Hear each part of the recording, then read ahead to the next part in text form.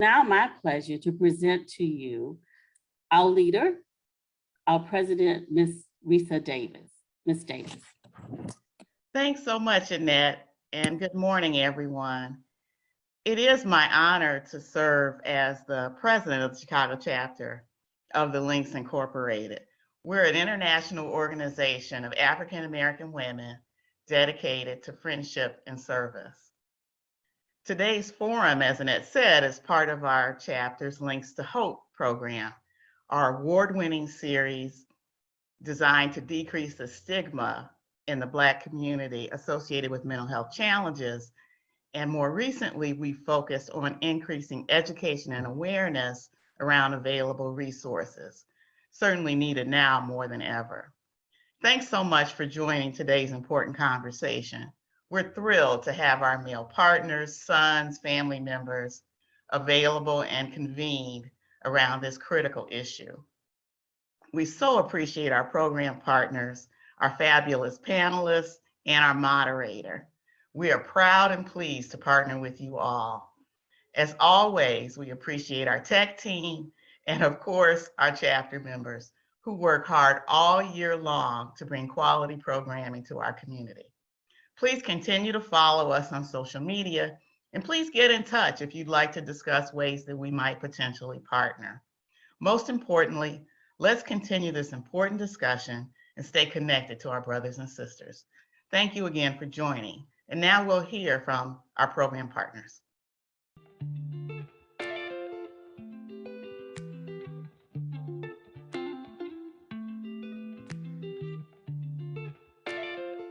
Hello, my name is Joel Johnson, and I'm the president and CEO of Treatment Alternatives for Safe Communities, also known as TASC. I'm also the past president of the Xi Lambda chapter of Alpha Phi Alpha Fraternity Incorporated. On behalf of our chapter president, Barrett Sims, as well as our chapter member and general president of our fraternity, Dr. Willis Langer III, I want to express how excited we are to partner with all these organizations, but most importantly, the Chicago chapter of the Links Incorporated on the topic of male mental health. We look forward to a fruitful discussion and an ongoing partnership in these efforts. Thank you.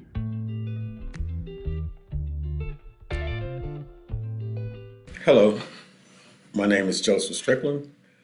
I'm a senior researcher with the University of Illinois at Chicago's Jane Addams Center for Social Policy and Research. The center is focused on advancing knowledge about policies, programs, and services that promote social justice. One of our focus areas is mental health. Far too many Black males go with mental health needs that are undiagnosed. This Saturday, February 26th, we will have an important conference that's focused on Black male mental health. During this forum, clinicians, practitioners, and men with lived experience will be able to share with you when men should get help and where they can get help. I hope you're able to join us. Thank you.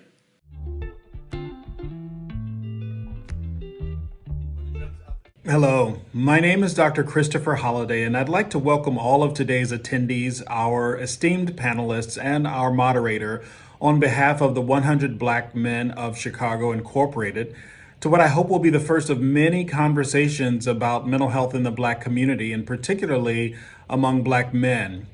As the co-chair of the 100's Health and Wellness Committee, and as a psychologist, we are excited about today's timely conversation and our partnership with the Links Incorporated, Alpha Phi Alpha Fraternity, and the Jane Addams Center for Social Policy and Research. The mission of the 100 is to improve the quality of life and enhance the educational opportunities of African American men and women throughout the greater Chicago area, from the very young through college and beyond. We provide programming in support of the Chicagoland area in 4 key areas: mentoring, education, health and wellness, and economic empowerment. Our mentoring work is what we are most proud of, and it is why we say they will be what they can see. Our members are Black men from various walks of life who have reached substantial levels of professional success across many disciplines: medicine, law, business, government, for-profit, nonprofit, and entrepreneurship. Again, thank you for your time and attention today, and we look forward to this rich conversation and what is intended to be a really critical discussion with solutions for our communities. Again, welcome and enjoy the forum. I am Cheryl Rayner, co-chair of this forum. It is my pleasure to introduce our moderator. Christian Farr joined NBC News as a general assignment reporter and anchor in August 2009. Before joining NBC, Mr. Farr was a correspondent with WTTW for 3 years. He was also weekend anchor and reporter for Fox affiliate WTXF in Philadelphia. He began there as a general assignment reporter and anchored the morning news. Both the New York State Broadcasters Association and the Ohio Associated Broadcasters Association have recognized Mr. Farr for his outstanding contributions to the field of broadcast journalism. The E.W. Scripps School of Journalism also awarded him for a series on dangerous roads in Ohio in 2000. Mr. Farr is a graduate of the University of Delaware. We are honored to have him lead this discussion. Cheryl, thank you very much. I'm honored to be here. It's a very important topic as a Black man and a Black man who has covered journalism for more than 20 years. What happens to the Black community is very, very important, especially as it relates to young Black men. And we know that story so very, very well. But before we get started, we're going to launch a poll right now, and we want to gauge your understanding of mental health and how it affects Black men, Black young men, Black boys. So you see that on your screen right now. If you can take part in that, I think this subject's very important. We've got some fantastic panelists, some panelists that I've personally worked on stories with, and specifically about this issue as it relates to Black men being able to open up. I know personally in my life, when I got married, I know that my wife and I had to sit down with a therapist to try and come together better on issues. And I have to say that being able to reach out and getting some professional help was so very, very important. But I think one of the things that's really important, it's a part of the questions that we have, is making certain that we have people who look like us, who can help us through some of these tough and dark times. And Black men deal with some tough and dark times. I remember as a young man being told that you could possibly end up in prison or be dead by the time you were 18 years old. And that became a driving force for me to make certain that I got my education, had a career, and listened to my father as I was growing up to be as responsible as possible. But we've got a lot of social advocates with us today, people who will let us know what we need to know when it comes time to ask for help and how we need to fight as well. So I just want to make certain that people are taking part in this poll because these questions are so very, very important. And we're going to tackle some really, really important questions today. Like I said, we've got some great panelists. I'm going to read their bios in part so you can get an understanding of who they are, what they're all about, and what they bring to the table, which is a lot of knowledge. And hopefully we can touch just one person today, if not many more, with the knowledge that is going to be dropped today by the men who are on this panel. And these are Black men who understand the impact of mental health in our community, which is so very, very important. It crosses socioeconomic barriers. So it's very important to talk about this issue. So people have been taking part in the poll, and hopefully we are ready to get started with this. And there's the poll right there. As you can see, knowing what mental health is, strongly agree. We've got some more answers here. Let's just run through them really quickly. I believe there are signs of stigmas associated with males of color seeking out mental health assistance. We can see how people agree with that, and so on and so forth. So thank you for taking part in that poll. I think we're going to get started right now. I'm going to start with some bios so you can understand who we're going to be speaking with today, and then we'll launch right into it. The first person I've had the honor to speak with in the past, Dr. Obari Cartman. He's a father, he's a son, he's a brother, he's an uncle, a thinker, an amazing man overall. I want to get into a little bit about who he is and where he comes from. He received his undergraduate degree from Hampton University and a PhD in clinical and community psychology from Georgia State University. His recent work includes being a trauma-focused clinician, restorative justice coach, and a program evaluator with healing, empowering, and learning professions. That's just a little bit about Obari, but you're really going to hear from him when he gets into answering these questions. Thank you for being here, Doctor. Dr. Brian Humphrey is a licensed clinical psychologist and a whole lot more who has provided psychotherapeutic services in healthcare, forensic, and academic settings. As a graduate with honors from the University of Illinois at Champaign-Urbana, Dr. Humphrey earned a Bachelor of Science degree in psychology with a concentration in pre-medicine. He subsequently earned his doctorate in clinical psychology with distinction at Adler University in Chicago, and later earned a Master of Science in clinical psychopharmacology from the Chicago School of Professional Psychology, where he graduated summa cum laude. As an agent of social justice, he actively challenges systems that maintain discrimination, lobbies for resources to improve adverse conditions in underserved communities, and advocates for equal access to physical and mental health care. So very important issues that he's dealing with. Dr. Humphrey, thank you for being with us. King Moosa, Brian Harrington. He's professionally known as King Moosa. He's a recording artist with a passion to make a change in the community so young adults will succeed. King Moosa is a huge advocate, activist, and voice for mental health awareness for young Black men. His background is highlighted with conquering many obstacles, many, with most notable one being at the age of 14 years old. King Moosa was sentenced to 25 years in prison.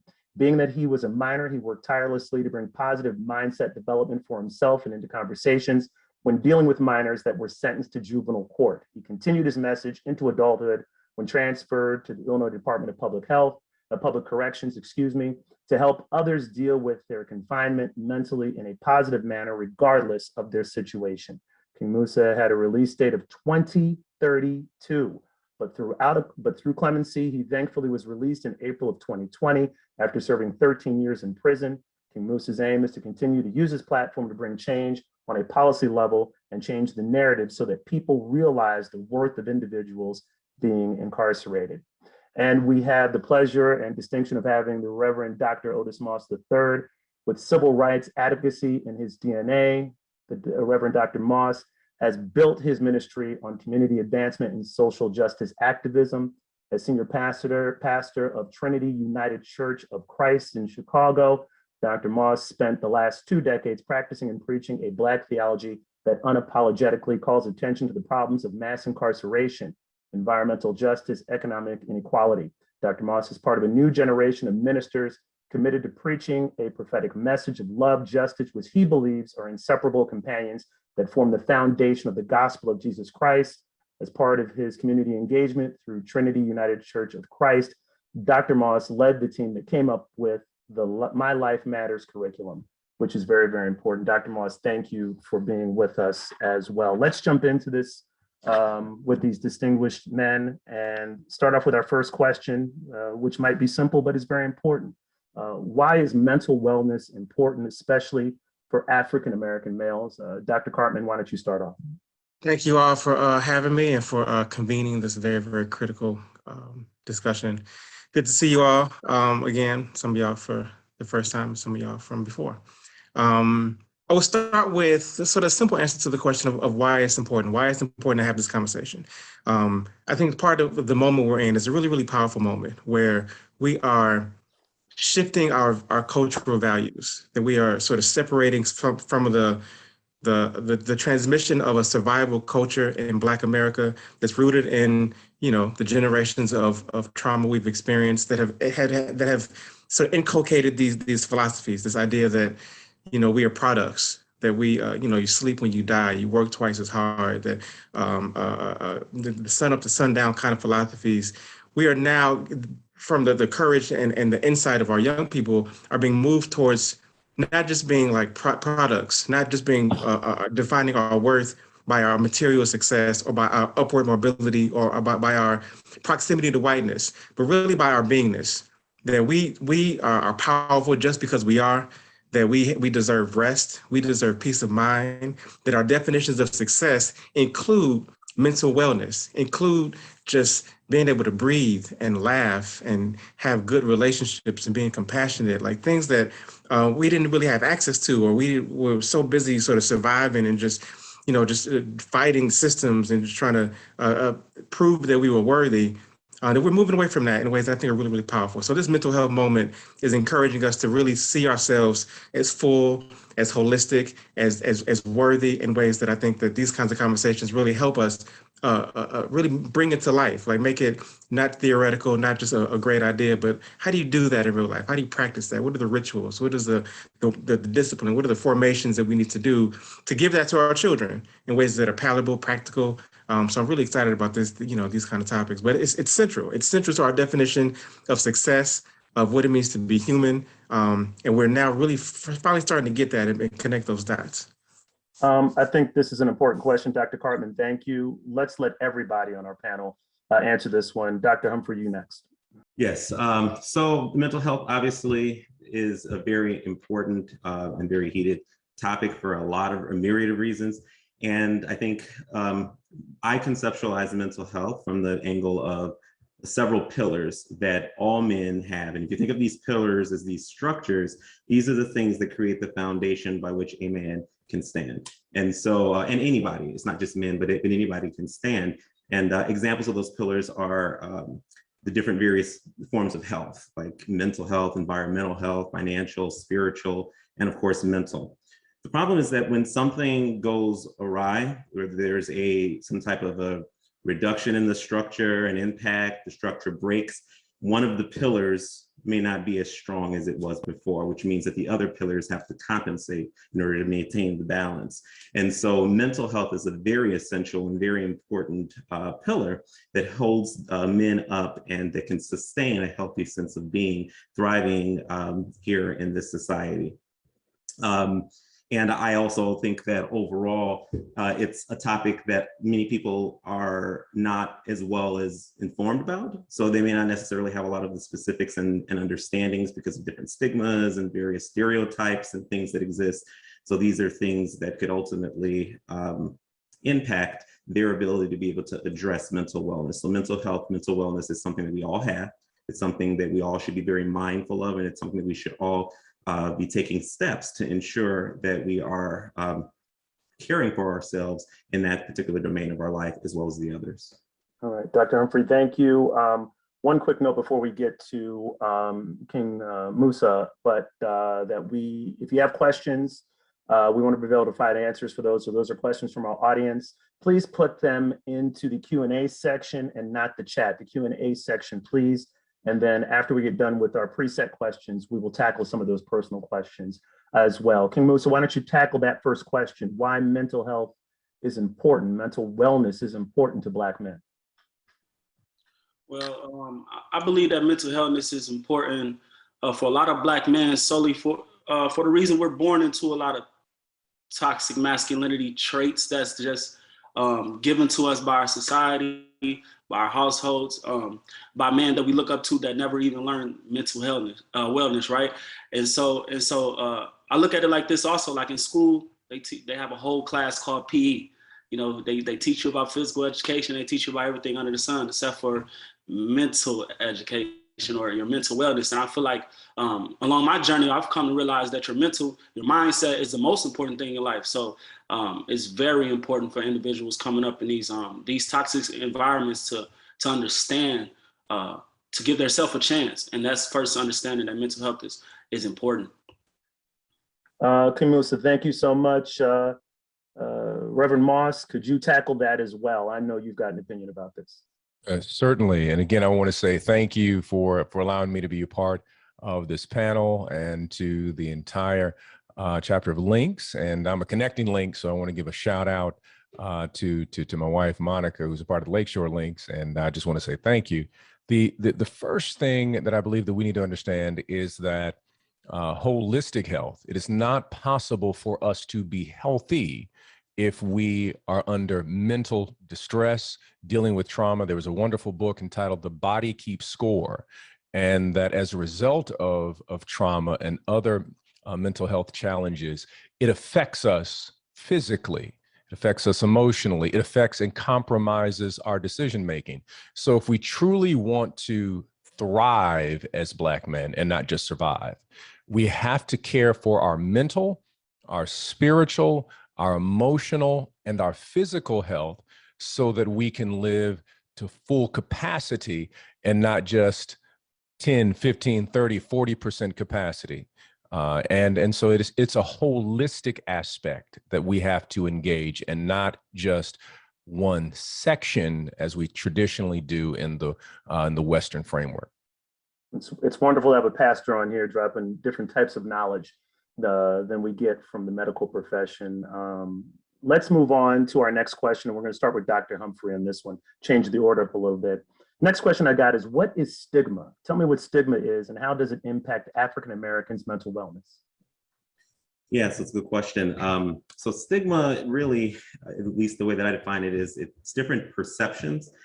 So I am a cognitive behavioral therapist, and a lot of what I do is focuses on the triad of thoughts and perceptions, and how those thoughts, how a person perceives a given situation can affect how they feel, and how they feel can affect what they do.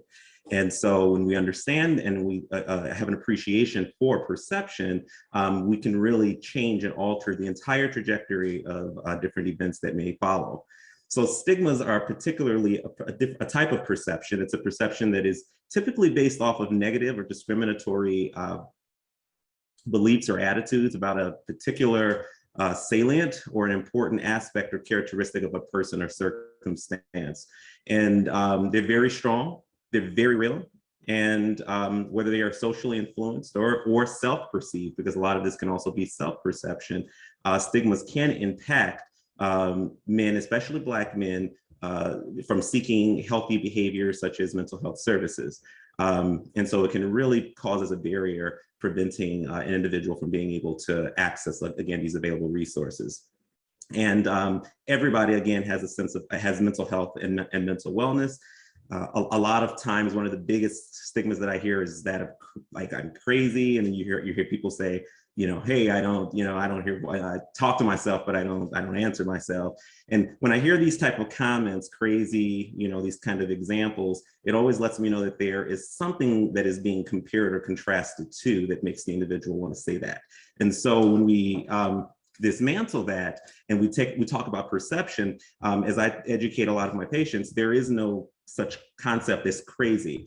Good luck telling somebody who is having active auditory or visual experiences that somebody else is not experiencing, that they don't hear or see it. For them, it's very real. And so a stigma can block a person from being able to understand that more fully, have a respect for and appreciation for it, and ultimately access the resources to overcome it. And Go ahead, Dr. Humphrey. I didn't mean to cut you off. No. Okay. Thank you so much. And in listening to that, Dr. Humphrey, I want to get to King Moosa, because I heard you I saw you shaking your head. I saw your nonverbal there. You have some opinions about this, and go ahead, give us some of your thoughts. Most definitely.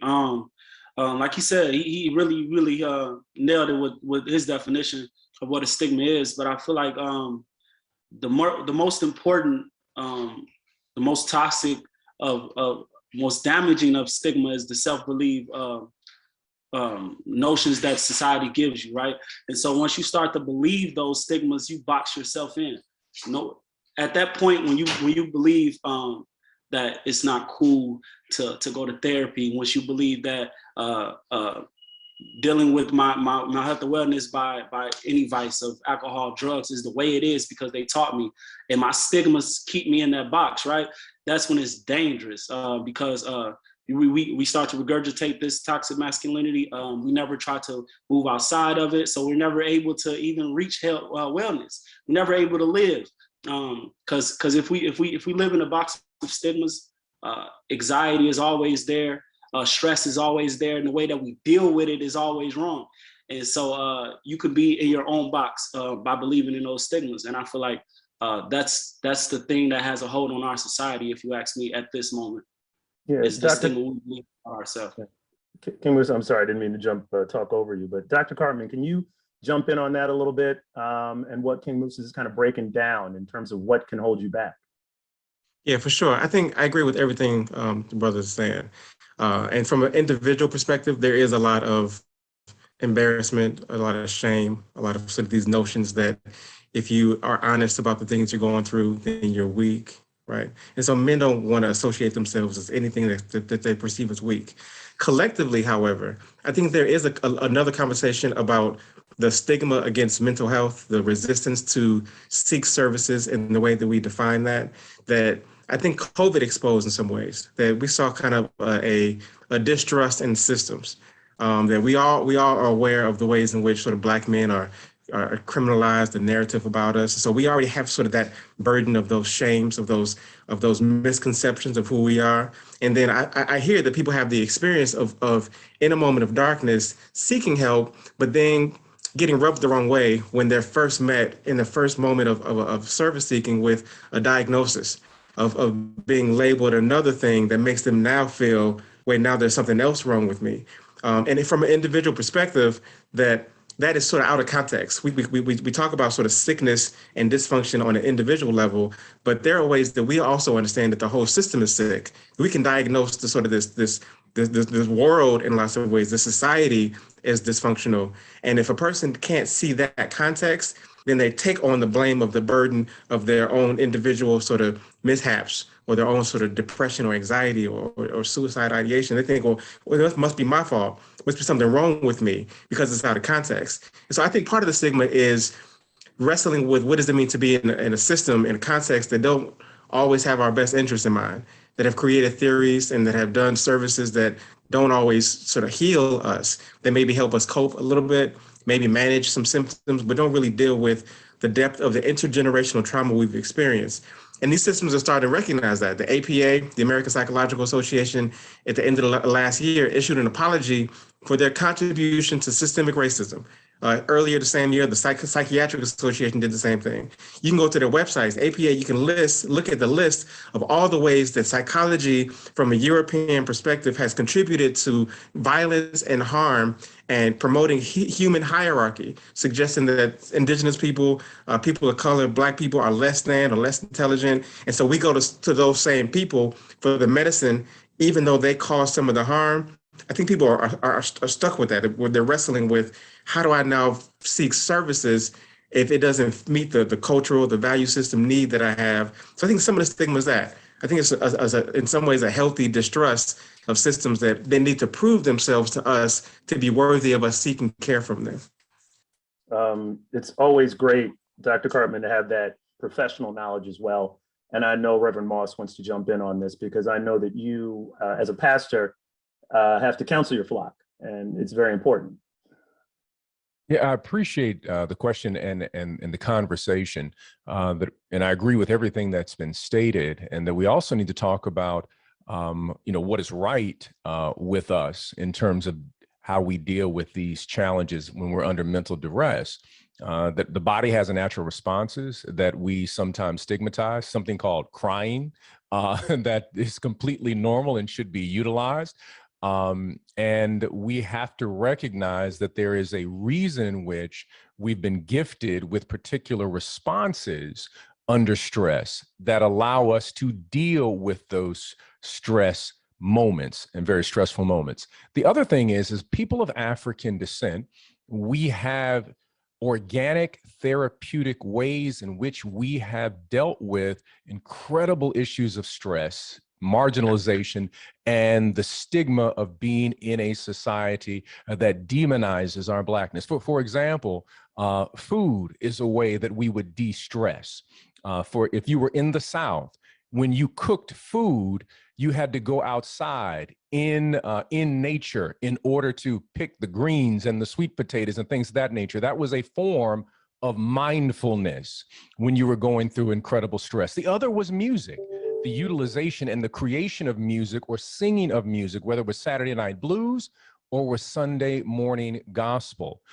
And then you would have faith communities that would create this idea of creating these therapeutic responses, and organizations that were created early on at the turn of the century, or even earlier. When you think about the Prince Hall Masons, they were also an organic therapeutic response to the idea of white supremacy that was pressing on Black spiritual, mental, and physical health. All of these organizations and all of these kind of organic therapeutic ways are still in place, but they should be added to professional therapeutic responses. And when you put them together, you truly can create a very healthy person in the process. All right. Reverend Moss, thank you so much for that. King Moosa, I want to kind of start with this one. It kind of comes off of the whole stigma conversation. Are there other barriers that you see people of color dealing with when they're trying to ask for help, especially mental health help, do you think? I can't speak to lack of resources given to people that I feel is needed, right? Because okay, so let me break it down in the aspect of this. If I'm a child and I came up around all of these traumas, I was given trauma from my mother and my father because they came up in an environment of trauma. They passed it down to me. I learned their ways. So I go into this society, and as I feel my way through life, I respond in ways that I see others responding in detrimental ways. So I get to a point where now I'm in front of a courtroom, and I take it there for a reason.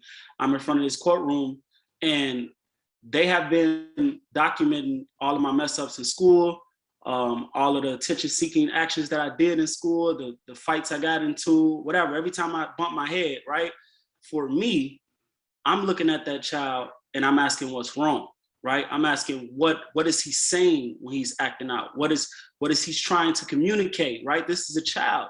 This is a product of an environment. This is someone who just got on this earth, you know, for sake of time. He developed all of these ways, and then we put him in front of the courthouse where there are resources that can be given to this child to better him, to make him realize, okay, what I'm going through is not right, but this is how I deal with it in a better way that I won't hurt people around me, whatever the case may be. There is the opportunity where we can, because they're infused a lot of, healthy ways. And so when we get demonized instead, then we again believe in a stigma that it's like, okay, they're not here for us. You know what I'm saying? This is life. This is the way it is. So it's all of these things that we just continue to just, a cycle of thoughts that's not beneficial to us for sure.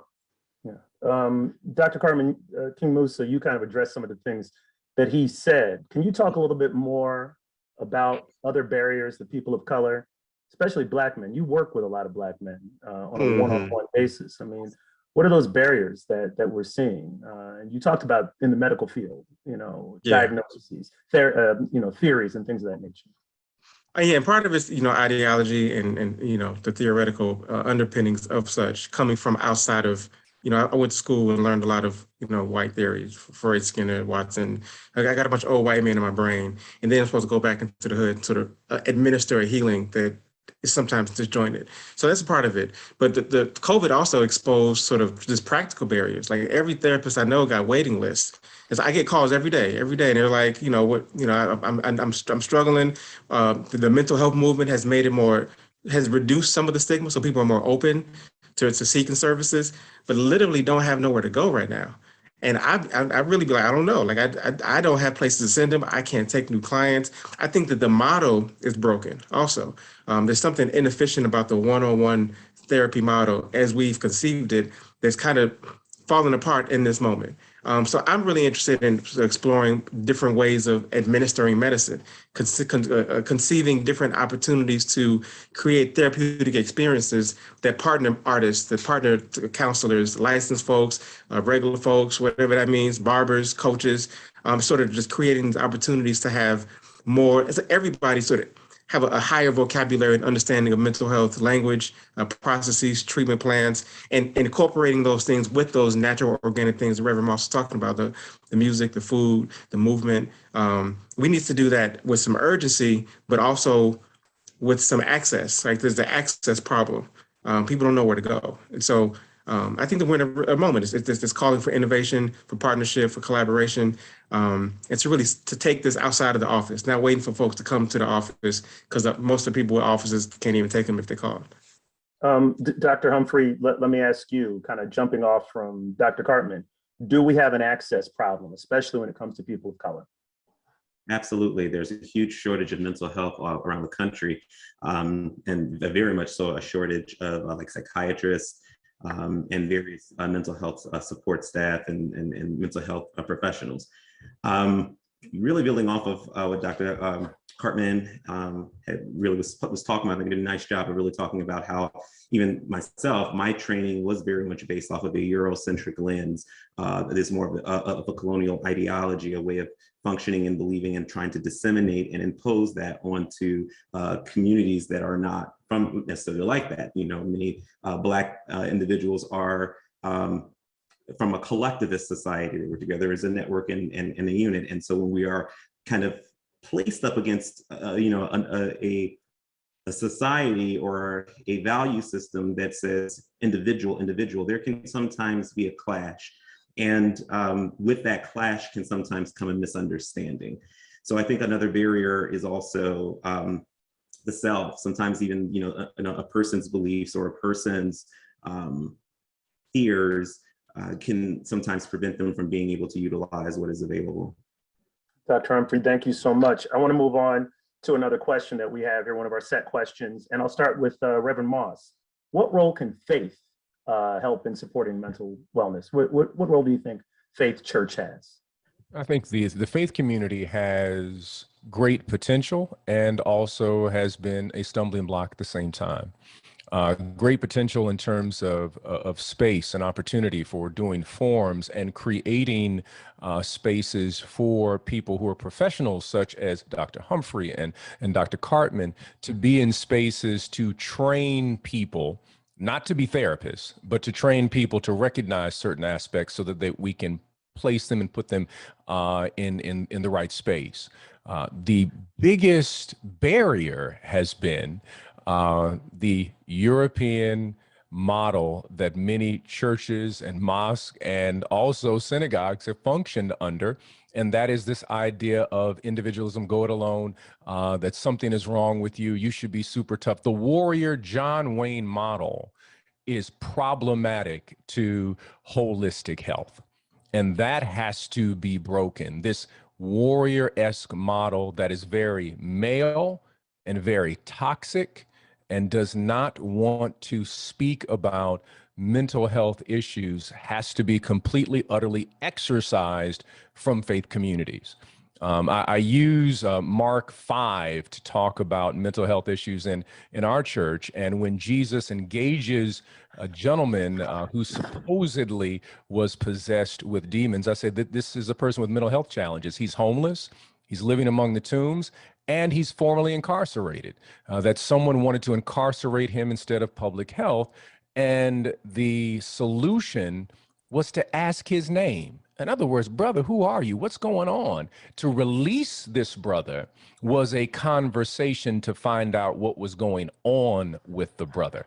And unfortunately, we have faith communities that have been trained in the warrior John Wayne evangelical model, which is destructive to the African personality. Dr. Moss, thank you. I just want to kind of go to King Moosa about this. When it comes to faith, you were a young man who was facing 25 years in prison. I mean, how does faith work into that? And then you went out of your way and tried to counsel others. Can you talk about that a little bit? For sure. Along my journey, I walked through different ways of life, and I learned. I've received different motivation for different schools of thought, for sure. But the one thing that I did like take away from it was the worshiping aspect, right? What happens when you feel certain pain and you just have to cry out and you have to scream, right? And for me, I use that in my therapy. Like music became my therapy. So I was in a place where I seen death around me. I was 17 years old. I got to tell this real quick story. I'm sorry. I was 17 years old, and this guy passed away while we was working out. We was working out. He was 39 years old, right? And so remember, I was 14 when I got my time. So for me, I was looking at it like, wow, I'm only 17. This guy just passed away, but he was just working out. And so I'm looking at it, remembering the feeling I was feeling at that moment. I say, this is what killed him, right? And so I told myself, I can't keep holding this in. There's no way that I will survive. I will be just like him. By the time I do 225 years in prison, I'll be 39 and I'll die right before I come home. That's what I was thinking. And so the thing that I did discover was how much I possessed, and how much, knowing that I possessed this energy, it was like, how can I get it out? Right. And so in churches, I see a lot of worship. I see a lot of singing. I see a lot of rejoicing. I see a lot of crying. They're releasing. So with me, with rap and my poems, I wrote it out. I just wrote it out. Sometimes I got poems that's 2-3 pages long. It's because I just wrote it out, because it's an energy that I'm transferring outside of my body onto this paper. And so that process, and then me able to see my problem, because I also got to say, this is like a math problem for me. I had to write my problems out. And once I see it, I'm like, okay, I can solve it. And so mentally, it was the same thing. Like, so rap did that for me. And yeah, and so I just think that energy that you can receive from churches, or just that spiritual community, is very vital in rejoicing and receiving therapy. Moosa, great comments. Dr. Cartman, I want to go to you because I had the opportunity and pleasure to sit down with you, and you held a therapy session in a different way, and it's kind of come up in the chat as well. And it's a different way of releasing, a different way of allowing people to open up and speak. Can you talk a little bit about that, using drums, going back to Africa? Mm-hmm. Yeah, so I mean, the reason I use drums is because part of my analysis about why we are so sick, why there's so much chaos and pain, is because we've been disconnected from those things that have medicine in them. And we didn't like forget our tradition. We didn't lose them. Like, they were stomped out of our brain. Like, there were those violence that disconnected us from those things that held us together for centuries. And so part of my therapeutic model means reintegrating those things back into our stuff.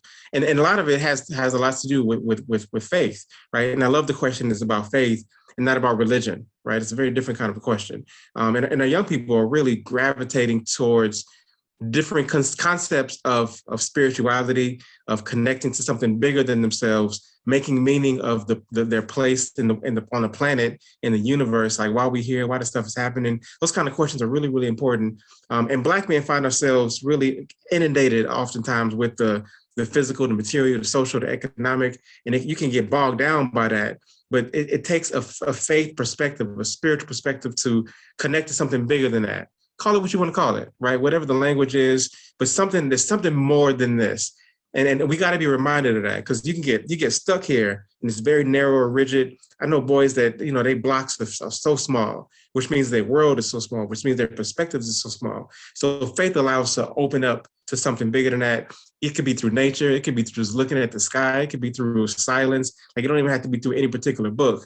And so my particular connection is using African indigenous thought and ideas and drums and rituals and those kind of things to reintegrate those into our spiritual, our ritual, our philosophical traditions. But all of it is valuable, because, like, the world is so small, but we find ourselves sort of stuck in it. There's a confinement that we find ourselves in. And faith is required for me as a way to connect to something bigger, as ancestors, the God idea, the universe, whatever it is that you connect to, whatever language you use. There's so much more than this narrow perspective that the world tries to get us stuck in. Dr. Cartman, so very true. Great words. Dr. Humphrey, I just want to move on to a different question here, because we're going to try to move to Q&A a little bit earlier than normal, because we've got a lot of great questions coming in. So thank you for doing that. Do people of color need to have a clinic of color? Do they need to be sitting down? Does a Black man need to be sitting across from another Black man who can understand what he's going through? That is a great question. There are pros and cons of each. I can see benefits and also issues with each. So, for example, some of the pros are some of the things we've talked about so far. Being able to have somebody who looks like you can really maximize opportunities to understand those cultural nuances and unique aspects of what it is to be Black. And sometimes that can be overshadowed or not understood by, again, a more Eurocentric value system and belief system. So there is the ability to have more cultural relatability when you have somebody who looks like you. But there's a caveat to that too, even there, because just because a person looks like you does not mean that they are going to share the same beliefs or share the same values. And so, you know, we want to make sure that we are respectful of that, mindful of that, and aware of that, and open to, you know, other resources and supports that can help in that aspect. Which brings me to kind of the cons.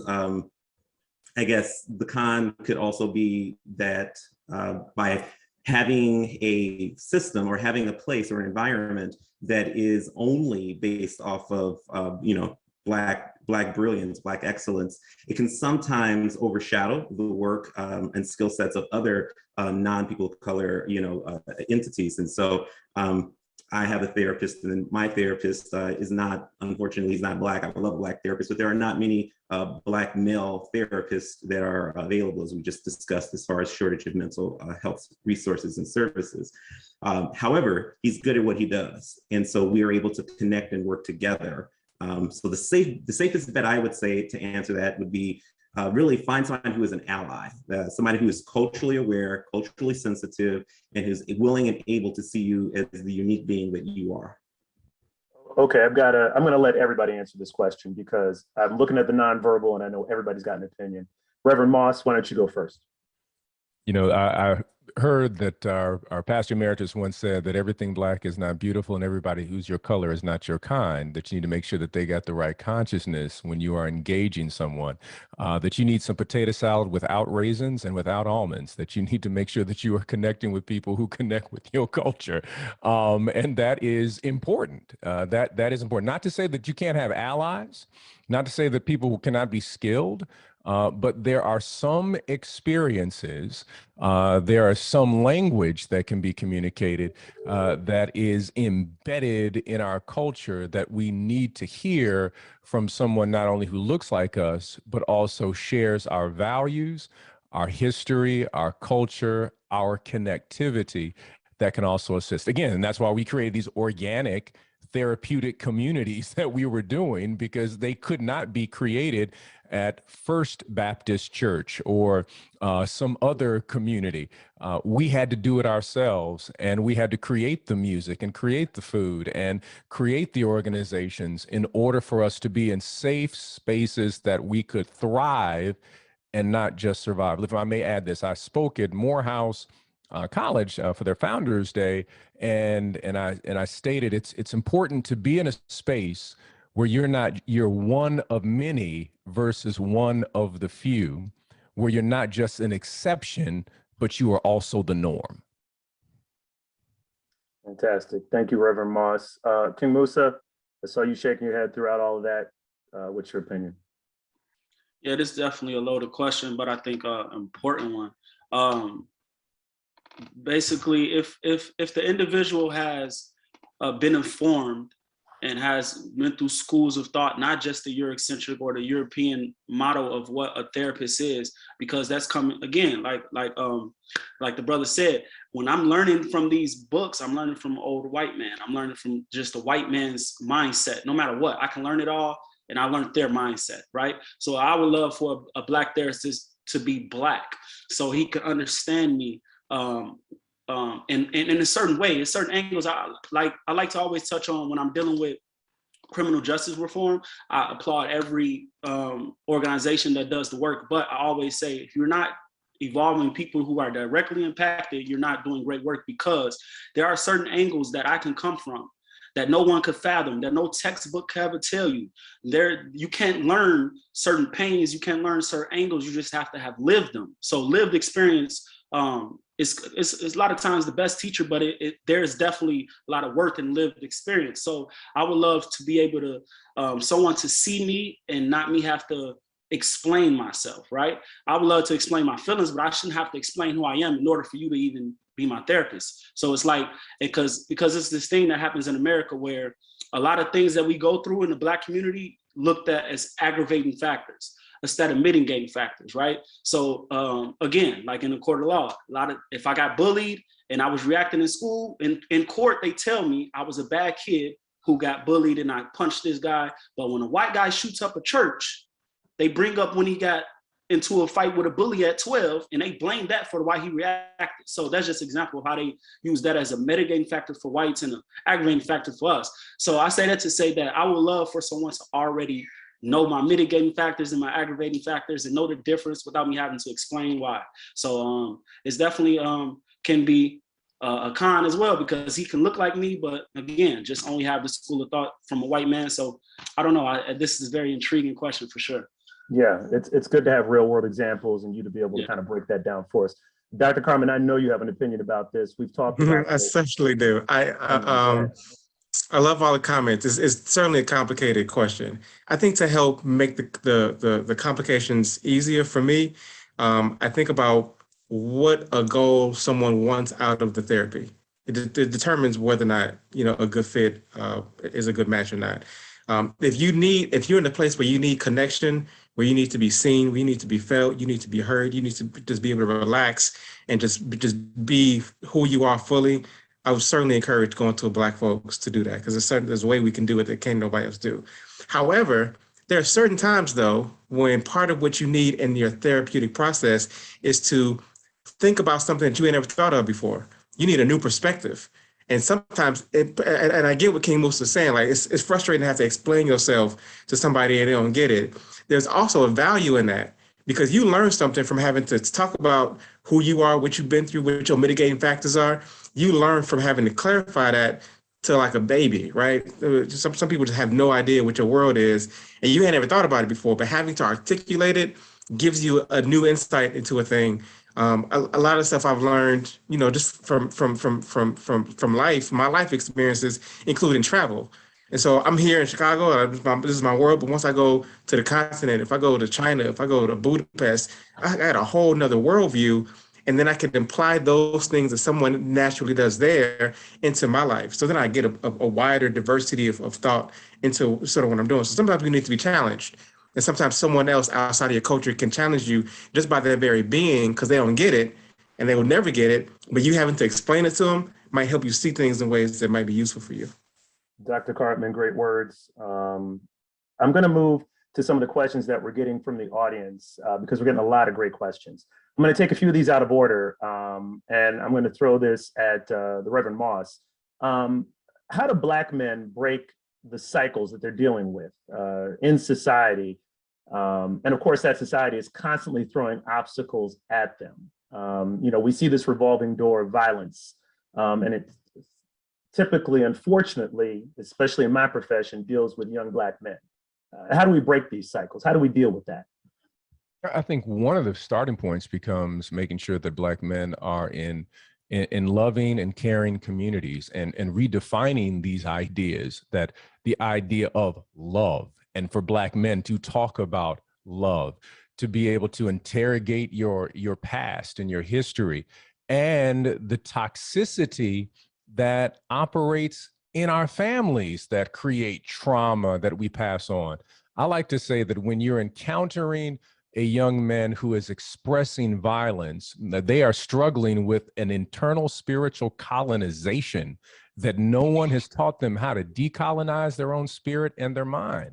And we have to have not only organizations, but a process by which one of the best ways, I believe, is rites of passage. We do not have true rites of passage programs for our children. We have them at our church, but I'm saying in terms of society, when a Black man is considered to be a man, when is that? When you have sex, when you go to jail, when you get into a fight, when you beat someone, it all becomes physical, not spiritual. Do you have a job? So we give markers of manhood that are physical, when actuality, those are markers of maleness in some ways. They're not markers of man. Manhood is a spiritual idea where you hold on to particular values versus just your physicality. Can you do certain things as a male? Can you produce a baby? Things of that nature. So we really have to deconstruct the idea of what does it mean to move into manhood that it's not when you fight, it's not when you have sex, it's not solely when you have money in your pocket. You're just looking at a bunch of males. I see often when I watch these videos, I see males struggling to leave boyhood or enter into boyhood and trying to figure out what manhood is all about, which is a spiritual idea. It is not physical. And we really have to have that conversation. That's an excellent answer. Thank you, Dr. Moss. I want to give like a different kind of question out here because we're getting a lot of great ones. And someone asked a question about the relationship to diet and food deserts to the aspect of mental health and wellness in the Black community. Dr. Humphrey, any opinion about this when it comes to diet? We know what we typically think Black people are eating in their community, but there's definitely a shift that's going on. But we've got this food desert issue that I know I've covered in years past on the south and west sides of Chicago. Yeah, great question. Thank you for whoever posed that question from the audience. Yeah, so there are food deserts. This notion of a food desert really is that there are, unfortunately, from an environmental perspective, communities that do not have direct access to healthier alternatives or to foods that would actually promote a sense of physical wellness. We know that there is a mind-body connection. And so we understand that what we do physically can affect mentally, and what we do mentally can affect us physically. So if we are eating foods and we are eating things that are counterproductive to functioning, because really food's purpose is that it's to add fuel. It's the ability for us to be able to function and do the things that we need to do. But if we are depriving ourselves of healthier ways of doing that, then it can really very much so prevent us from being able to reach the excellence that we're all destined to be. And so when we look at the limited access to these resources, it's very important to make sure that we are partnering with and connecting with other individuals to be able to mitigate that, bring attention to legislatures, being able to put the pressure and make demands. This is your community. And so really being able to promote oneself shows resilience and also initiative, and working collectively together can address and ameliorate some of those things. I see a lot of heads shaking in our panelists. Reverend Moss, you want to got some comments about that?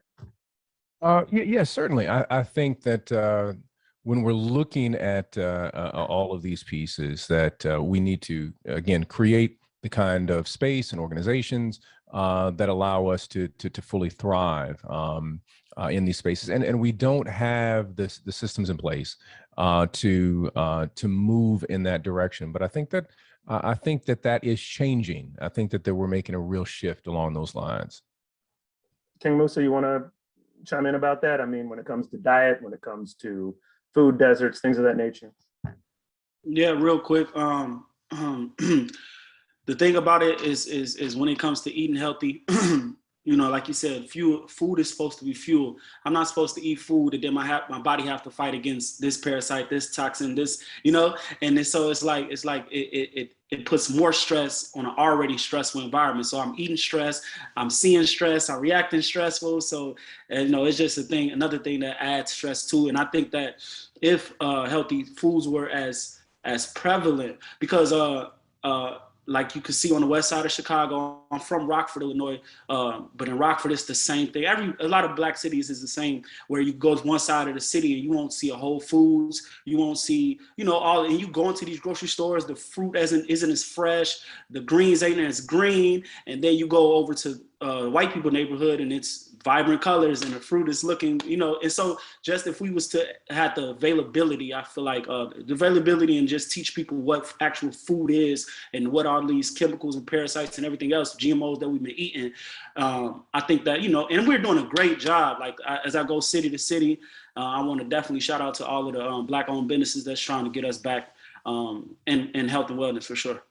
Yeah, it is definitely getting better. I just know in the neighborhood I live in, which you would call predominantly white, you got a grocery store within 5 minutes of you, 5 or 6. You go to the Black community, you got one.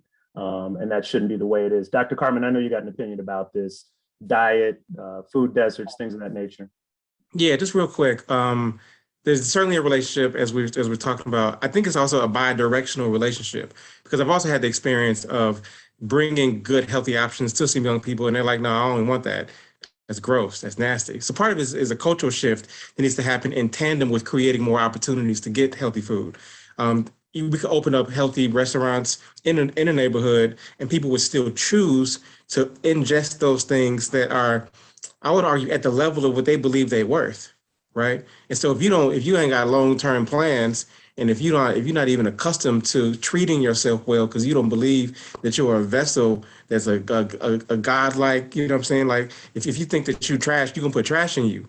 And so both have to happen at the same time. You got to believe that you're worthy of good things, and then you will go seek those things. Right, there's a demand that needs to happen too. So part of it is a cultural shift.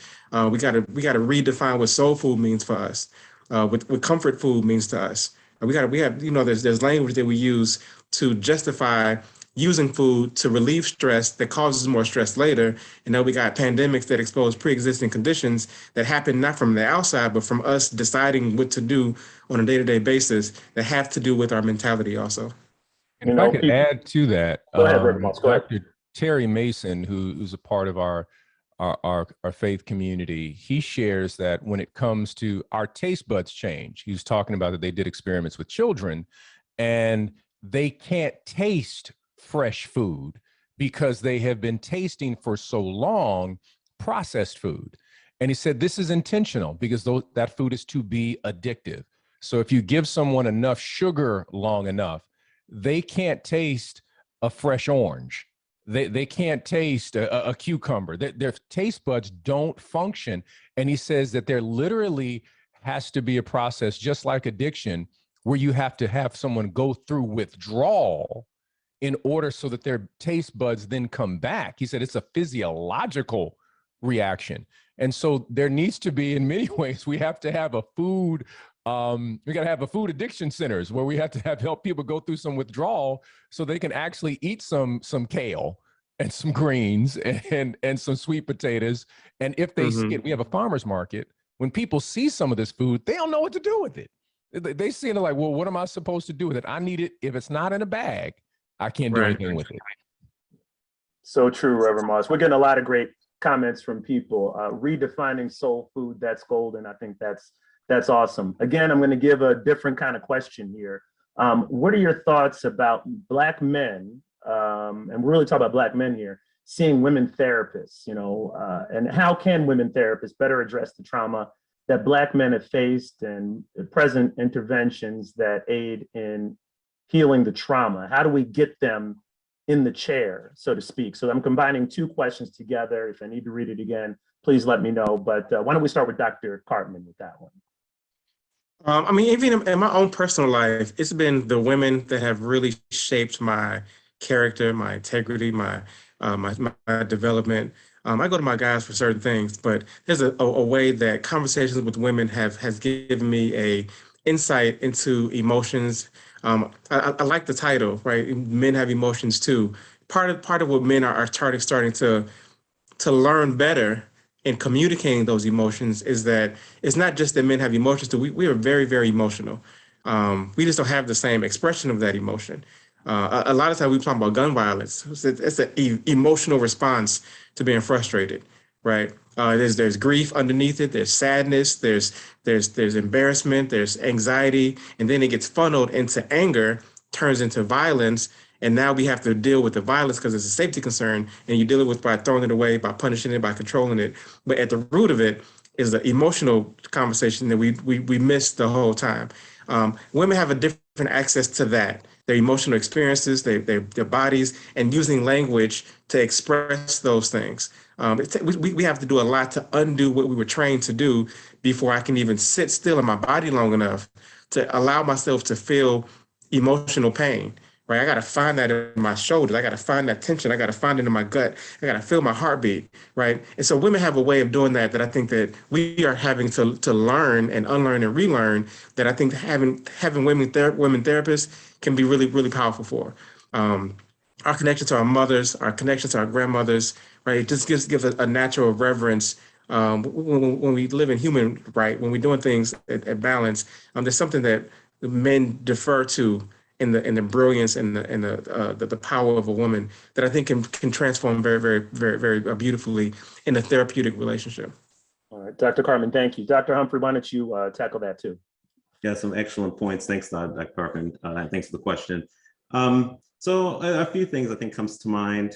I would say be very mindful of so we know that there is a shortage of mental health support. When I was working at Cook County Health, for example, there were, in terms of Black male psychologists, there was only one, and that was me. And there were a myriad of other support resources that were women or identified as female. And a lot of the perspective, a lot of the experiences sometimes, even with students that I have trained, a lot of times it's how do we handle when men do actually show emotions? So are you reacting? Does this look strange? Are you bringing into this your own stigmas or beliefs about how men are? Because that can really impact and change how a man responds or continues to receive services, for example, or not. I also think that, you know, it is very, women are very, they work together. They will use the resources that are available. They're going to go to the doctor's appointments. They're going to, okay, if this is, you know, something that's going to help me, they're a lot more open to that. Unfortunately, with many men, and this is just based off of research, many men are not as active in help-seeking practices compared to women. And so when we are working with women, women can really promote, sometimes educate and help the male to appreciate, understand, and I guess conceptualize what wellness looks like and how that wellness affects how their mental health can affect their being. Dr. Humphrey, thank you. I just want to go to one of the preset questions that kind of, we can latch on to this and go to Reverend Moss for this. How can wives, spouses, girlfriends, significant others be supportive? How can they be supportive to Black men? Dr. Michael Robert Franklin, who wrote a book several years ago, I think it's Raising the Village. He has a section there where he did research about married couples and specifically about Black men. He found out that Black men who are married not only live longer, but in every health category, whether mental or physical, are always healthier than single men or men who are just dating. Because of the relationship with their wives, wives will raise questions and push things that other men will not do. Your brother will not do for you. Your father will not raise the question. Your fraternity brother will not raise the question. And he was also pushing the idea. He said, if men want to live longer, reduce the issue of prostate cancer, have mental clarity and not be under a mental duress, and went through the whole thing and said, then get married to a Black woman. I mean, that's really what the conclusion was in reference. And it was kind of tongue in cheek, but it was very true based on the research. So when wives who are partners in a relationship ensure the health of Black men and have been doing it for years, when men are alone, when men are dating, when men are rolling stones, when men are trying to be players, they have a shorter lifespan and are more likely to be in an emergency room for a variety of issues. Wow, speaking some truth, Reverend Moss. Thank you so much. I want to move on to another question here from the audience. And this question, there are several questions about coping. What are some ways of coping with stress and mental health that are not the unhealthy ways of drug and alcohol use, violence and isolation, or shutting down feelings? Dr. Cartman, can you start with that? And then King Moosa, I want you to kind of speak to that as well. Yeah, that's a really, really important question, particularly in the context of us saying there's an access problem. So you can't wait till you find an opening for a therapist. We need to incorporate everyday stress relieving therapeutic practices into our daily life, into our daily rituals. Starting in the morning, right? So you want to win the morning. You want to make sure you're setting the tone of the day. If you can try meditation, if you can make sure you put your phone in another room so you're not immediately scrolling. If you can start with a glass of water. So just daily rituals, just like you would brush your teeth every day. You want to prioritize your well-being enough that you institute these practices. I encourage people to take breaks. There's a nap ministry that I think is really, really powerful. But all these things that we have access to now are kind of new, but they're very, very old stuff. Even the yoga, the meditation, the mindfulness, the breathing stuff. We've gotten this far along, even as African people, because we've always had some of this stuff, the music, the culture, all these kind of things that we've kind of gotten away from, having to do the dance, the American rat race dance. That there's something very unproductive about always being so productive. And so I encourage people to do everything, whatever it is that fits for you. Writing is good for me, listening to music, taking baths. But the shift is the prioritizing it. It's saying that I'm not going to do that after I'm done work. I'm going to schedule that just like I would any other meeting that's important to me. I am so important to me first that I turn my phone off.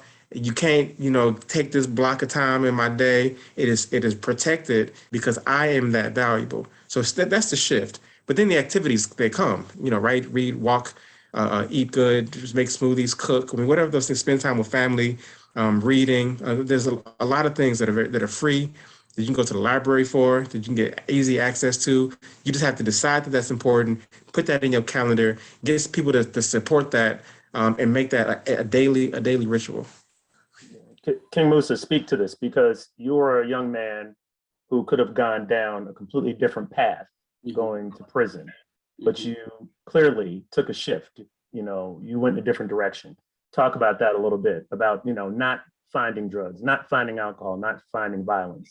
Most definitely. Well, for me personally, it started with making sure I never was in a position I was in that led me to 25 years in prison, right? So that was my first personal vow, but then when it came to being okay enough, I was like, what are some ways that I can just be okay in a cell? I'm surrounded my cell, he got life, the guy down there got life, so it's like, okay, how can I find, so I think I found the relationship with myself was the most important. As he said, when the first thing in the morning, tell yourself positive stuff. Relax. Give yourself permission to relax, because the society that we get brought up in, they teach you to go to school for 8 hours a day. Once you graduate school, you're working 8 hours a day. You're going to sleep 8 hours a day. So it's like a worker bee society that America actually is. Like even you got to be careful with that too, because I feel like a lot of therapists will teach you how to be a good worker. Sometimes they'll just be like, okay, you're well enough to exist at work around people, and now you're okay mentally. No, what I'm saying? You have to. So in this society, I'll suggest that you find stuff that you like to do. Remember certain things you did as a child. It might have been scribbling. Something, if you just draw for some time, what happens is that in that time is you aren't thinking about somebody else's agenda. You're not doing somebody else's time. You're not living somebody else's time. So if you're working at McDonald's and you're flipping burgers, or if you're working at a car wash and you're washing cars, you're spending your time as a worker. That's not self, that's not thinking about me, that's not putting positivity into myself. So listen to music, listen to yourself, ask yourself questions. When you do make mistakes, ask why. You might not know the answer, but just ask why. Because I'm a firm believer that the relationship that you have within yourself will show around you, right? So as things start to happen in your life or happen to you, ask why.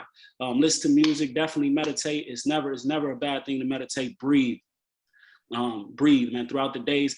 If you're riding in the car, just turn the music down and just breathe, relax. So implementing these things in your day-to-day, man, it's definitely a priority, because just like people with kids be like, oh man, when I first wake up, I gotta focus on my kids. They need to eat, they need to do this. But it's like this, when a car runs out of gas, it no longer operates. It's the same thing with a human. So you got to replenish, you got to refuel. And so just find things that give you energy and do those things for sure. Make those a priority. King Moosa, man, everything you said is so true. I know I'm moderating, but I'm learning and listening as well. Dr. Humphrey, I want to ask this question of you and Reverend Moss. Talk about the impact and the importance of mental wellness on adolescence, on teens. You know, you saw what happened to King Moosa at the age of 14. Look, he's sitting on a panel with us right now, giving us some very important information. This is a success story. Talk about that a little bit in terms of the impacts on teens. I agree. It really is a success story. King Moosa, you know, you're amazing, and it's good to see, especially our young brothers, to really be able to show that it's not necessarily just our past that defines us, but it's who and what we do with the future and the present that we have in the moment. So I guess there are a few things that one can think about when we're thinking about children and adolescents. So I'm a medical psychologist, and one of the things that I have come to understand is that the research shows that, for example, the frontal lobe, which is the area in the front of the brain that houses our executive functioning, decision-making, management of certain feelings and certain, things like that, is not even fully developed really before the age of 27. And actually some research actually shows even 30s. And so we have a lot of individuals that are having the physical ability or the physical appearance of doing things, but not necessarily having the full appreciation and the gambit of resources to manage what these external experiences are. And so peers, family dynamics, one's environment can all create a constellation of experiences for that person that is maybe very different because of how they're framing it, how they're looking at it, and what it means for them. I have a teenage child, and so it can sometimes be very challenging when I'm trying to explain something, for example, to them, and they're not getting it because, well, I guess they have lived experience and they know all of this. And so sometimes I find myself going back and forth with them to really be able to not just necessarily, I guess, tell them or educate them, but to hear them. And I think that sometimes hearing what a lot of our young brothers, sisters, and people who are people of color can listen to what their experiences are, listen, because that is their reality. Perception, again, is what we perceive. It's how we examine and understand. And so the perception of many adolescents can sometimes be minimized and mitigated, but it's very real, and we should do a better job of making sure that we receive, acknowledge, and can celebrate what their unique experiences are. Reverend Moss, can you tackle this as well, especially from the perspective that we heard from King Moosa?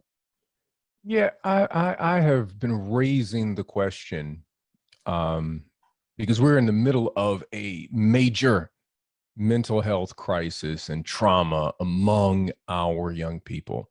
I've been raising the question, what's different with the experience of trauma today versus someone who experienced trauma in 1936, where I saw a lynching, where I witnessed that kind. What was the difference? And then I realized that we have disconnected moments or systems that are pressing upon our young people. So they are not only experiencing trauma, there is recorded trauma. That trauma is being reviewed over and over again. And then they're hearing the trauma where someone is speaking about the trauma, trying to deal with their own trauma. And then they're hearing that over and over again. Then they're disconnected with devices that also are affecting their executive functioning because they're always on those devices. So we have trauma upon trauma upon trauma. And then the organic rituals that were designed to create protection are not as strong and not as effective because we have all of these other things going on. So I think that the analysis has got to be different, and then how we embrace our young people. We've got to figure out a true holistic way. How do you embrace a young person who watched his friend killed, then there's the replay of that death, and then the weaponization of their own body when they encounter the state, whether it is a police officer, someone considered to be of authority, then going to school and experiencing another level of trauma, and then in a household that has a level of trauma, and then the communities that the way the community was structured before, the village was structured before, we had ways in which to at least organically calm the mind for a short period and calm the spirit. Those things are gone. Those things are not present. You know, we're not next to a field in Tennessee where we can go for a walk safely with grandma as she is picking peppermint to create some peppermint tea for you because you're going through some stuff, or let me show you, let me get this ginger for your stomach since you got this cramp. This is gone. So we've got to come up with a new way in terms of dealing with the market that is now pressing on our children, causing more trauma after they experience the trauma, and the things we created are not strong enough because to actually mitigate some of the challenges that they are dealing with today. So it's a really, I see it as being a really complex issue around trauma in a postmodern moment. Reverend Moss, thank you. We are coming to the end. I've got so many questions that did not get answered. So I want to apologize to everyone who put questions in there. Hopefully there might be a way we might be able to answer these. But one last one, which kind of connects to Reverend Moss's words, and maybe Dr. Cartman can kind of touch on this. And this is thinking about the public school system. When Black males get in trouble in school, fighting, drugs, gangs, how do we connect our youth to the various support systems that exist in our community, and who provides this info to our schools? That might be a little bit more detailed. I'm not certain for you, Dr. Cartman, but what do you think? Well, I mean, Reverend Moss laid it out real clean. We're in certainly a crisis. The addition of new things, the social media, the technology has created new conditions, and the removal of things that used to protect us, family structures, spiritual systems. So it's a really, really vulnerable moment for our young people. And the schools have never been designed to treat whole children. They've always been designed to create employees. And so part of the problem is that there are no structures, there aren't enough structures to support all the things that we need. So part of the call is to create them. We got to get more organized. We're getting out organized. We got enemies that are attacking our young people, and they are more organized than us, right? So part of it is the people on this call, the people in partnerships. We need to create more spaces where we can have book clubs, we can have circles, wherever they are, in churches, barbershop, wherever they are, just to have this conversation. Not to talk about the mental health, but to talk about what we're dealing with over and over again, day after day. These structures don't exist, but we got the power, we got the ingenuity to do that if we decided to do it. We can't wait for the grants. We can't wait for somebody to come fix it. There's nobody coming to save us. Even if somebody wanted to come save us, they don't have the tools to do so. So it's really on us right now to get more organized, to be able to, put our mouths and our feet and our resources, where the problems are, and there's nothing but need. So in schools, outside of schools, I'm a big advocate of partnerships. I'm currently represent the Chicago Association of Black Psychologists. We got a network of healers, of social workers. There's a bunch of folk here. We just got to make these partnerships, make these links. I appreciate that the links are calling this conversation. We got to do that. We got to link. We got to do it with some urgency and with some creativity. Dr. Cartman, we're going to leave it there. Dr. Obari Cartman, King Moosa, Reverend Dr. Otis Moss III, and Dr. Brian Humphrey, thank you so very much for this insightful conversation. I know that everybody involved learned something from it. I know I learned from it as well. And I think we're going to have some closing remarks right now from Lindsay Jenkins. Thank you so much. This has been incredibly powerful. You all have really blessed us today with such wonderful information and insights. It's just mind-blowing how much we can do when we come together. We have a quick poll for those participants. If you have a moment before you log off, please, we're going to launch that now. Please take part in that poll. We just really like to hear what you liked and what you didn't, in addition to sort of what insights this was able to bring to you. So as we launch that poll, I'm going to ask our host to just share the screen so that we can put some resources up and say a few quick words of thanks if we're able to do that.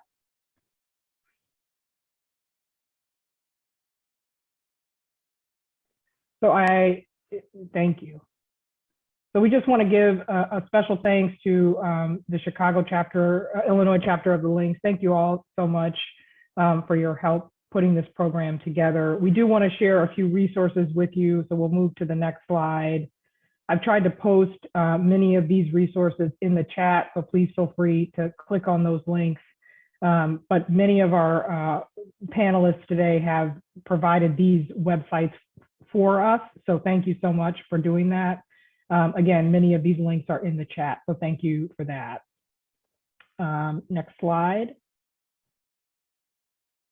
Thank you so much to all of our partner organizations, Alpha Phi Alpha, Fraternity Incorporated, the Jane Addams Policy Center at UIC, and of course, 100 Black Men of Chicago. We really could not have done this program without all of the names and partner organizations that you see on the screen in front of you here today.